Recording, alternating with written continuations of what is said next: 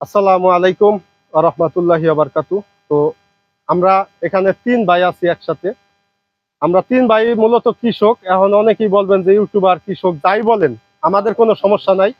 আমরা ৩ ভাই মূলত একবারে কৃষকের ঘরে কৃষক, বাপ দাদার আমল থেকে কৃষক। ১৪ গোষ্ঠী কৃষক, ১৪ 500 বছর আগের থেকে। এখন এই ভাই হইছে ভাইয়ের নাম কি ভাই বলেন? আমার নাম হইছে মোহাম্মদ সাইফুল ইসলাম শেখ।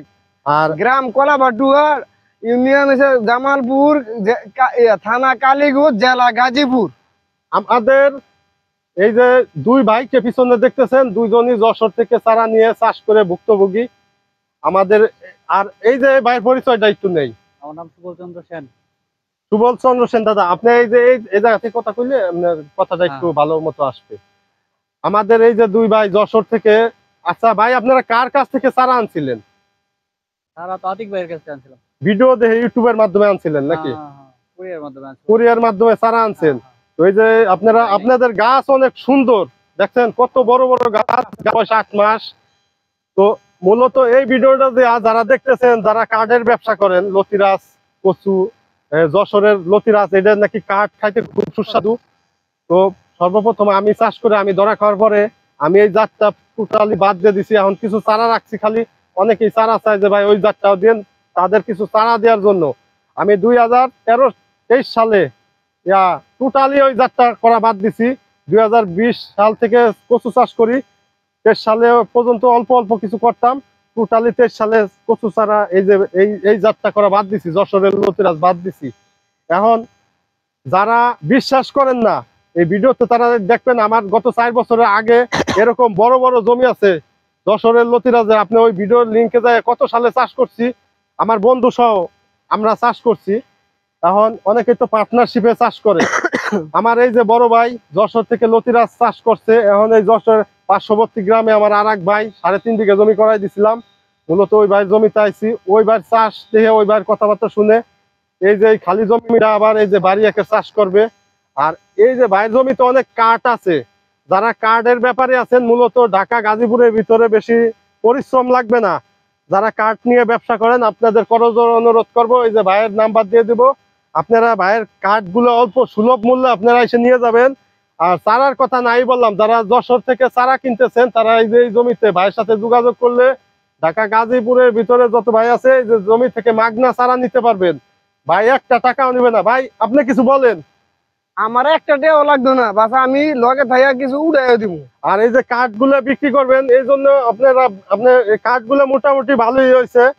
আমরা বলি মূলত এই জাতটা যারা কাঠের জন্য, যাদের এলাকায় কাঠ চলে, তারা করে এই কাঠের জন্য এই লতির আশা করে যদি করেন, তাহলে আমরা সবসময় প্রমোট করি আপনাদের বাড়ি একটা করার জন্য।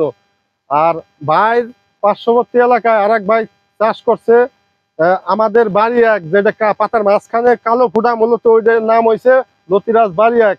জাত না চিনে চাষ করলে যে ভাইয়ের মতো প্রতারিত হবেন। ভাই কিছু বলেন। না, এটা বিষয় সত্য কথা, ওই জাত না চিন্না, না বুঝা, না হইন না আপনি করলে আসলে প্রতারণ হইবেন। এই আমার মতন ভুক্তভোগী হইন, আমার মতন বিপদ পাবেন। এই ইউটিউব দেখিয়া আপনি খালি যদি ধূপ করে যদি কইরা বহায়, তবে এটা বিপদে পড়বো। আর ভাই আমার পরামর্শ, আপনার একটা কথা বলেন। আপনার আশেপাশে তো গ্রামে আমি অনেক লোকের সাথে পরিচয় করাইছি, আমার কাছ থেকে চারা পরামর্শ নিয়ে যে বাড়ি একের চাষ করছে, তারা লাভবান হয়েছে কিনা এই সম্বন্ধে একটু বলেন।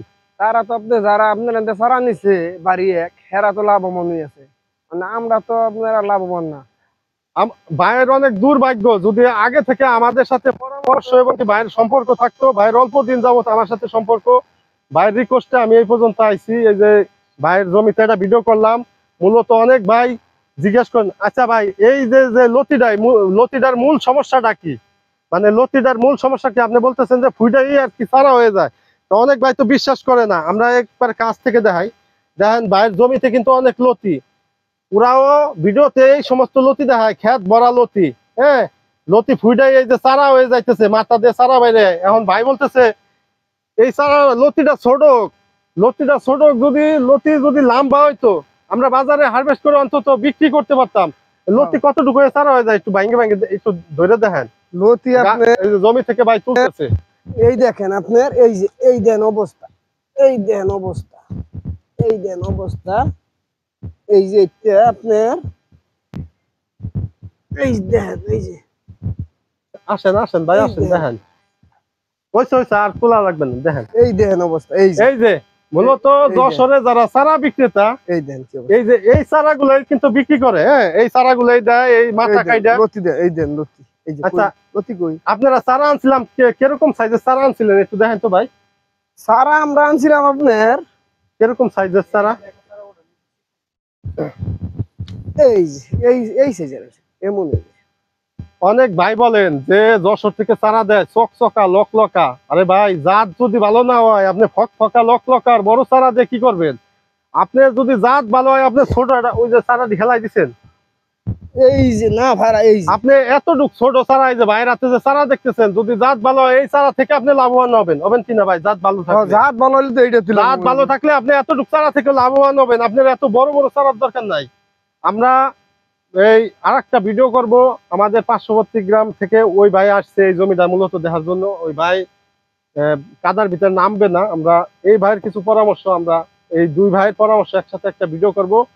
যারা এই ভাইদের পরামর্শ শুনে লতি চাষ করে কিছু শিখবেন না, তারা আশা করি তাদের লতি চাষ করার দরকার নাই। তারা এই যে এরকম ধান ঠান চাষ করেন, তাদের লতি চাষ করার দরকার নাই, লতি চাষ আসার দরকার নাই। ভাইরা কৃষক, ভাইরা অরিজিনালি কৃষক। এখন বলতেছে আমরা যদি লতি ঠিক মতো পাইতাম আমরা অনেক লাভবান হইতাম, কিন্তু ভাইরা পরামর্শ এবং যারা চারা দেয় তাদের কাছ থেকে আপনারা ঠিক মতো পরামর্শ দেন না, তারা জুতাই খুলে না জমিতে আসলে, কিংবা তারা চাষ তো দূরের কথা, তারা পায়ে থেকে জুতাই খুলে না, তারা বেচে এই যে সাধারণ কৃষকের শত শত হাজার হাজার টাকা লাখ লাখ টাকা হাতায় নিতেছে। আপনারা কত হাজার টাকা চারা আনছিলেন ভাই বলেন তো? আমরা আপনার 7,000 সারা আনছিলাম, 14,000 টাকা। 14,000 টাকা। আপনার গাড়ি ভাড়া সহ একটা চারা কত করে পড়ছে? গাড়ির 7,002 টাকা পড়ছে। 7,000 চারা? ও না, আপনার গাড়ি ভাড়া তো আপনার এই যে আইসে কুরিয়ান সার্ভিসে। কোন জায়গায় ছিল? আইছিল কালীগঞ্জে, কালীগঞ্জ উপজেলায়। এনতে অঙ্গ আপনার আনতে 500 টাকা লাগছে অঙ্গ ভাড়া। কয় বস্তায় দিছিল? 5টা। 5 বস্তায়। ওনারা কি ভাড়া দিয়ে পাঠাই দিছিল মাল? কুরিয়ান সার্ভিসে, তারা কুরিয়ান সার্ভিসে যে খরচটা এটা তার হয়ে দিছিল। আচ্ছা আচ্ছা। আর আনতে যে আমরা আনছি এটা অঙ্গ। তো যারা চাষ করবেন, আর এই ভিডিওর ভিতরে বলি ভাই, কৃষকের যেটা মনের সত্য কথা এটাই তুলে ধরলাম। আপনারা আমার ভিডিও দিয়ে আবার রাগ করেন না। অনেকে যারা ওনারা তো ক্ষতিগ্রস্ত, যারা আমি বলি আমার কাছ থেকে যারা চারা নিয়ে ক্ষতিগ্রস্ত হয়েছে তারা আমার নামে ভিডিও বানান, কোনো সমস্যা নাই। কারণ হচ্ছে আমি যদি একটা কৃষকের সৎ পরামর্শ, সঠিক পরামর্শ বুদ্ধি দিয়ে থাকি, এখন আপনি আমার নামেও ভিডিও করেন, আমার কাছ থেকে যে চারা নিয়ে যদি আমার কথায় কাজে মিল না পান, আমরা যতটুকু লতির কথা বলি মিল না পান, আমার নামে আপনারা এইভাবে ভিডিও বানান, সমস্যা নাই। কিন্তু রাগ হওয়া যাবে না। এই কৃষকের মনের কথা, যেটা সত্য কথা, এটা তুলে ধরতে হবে, এটা প্রকাশ করতে হবে, যাতে আর একজন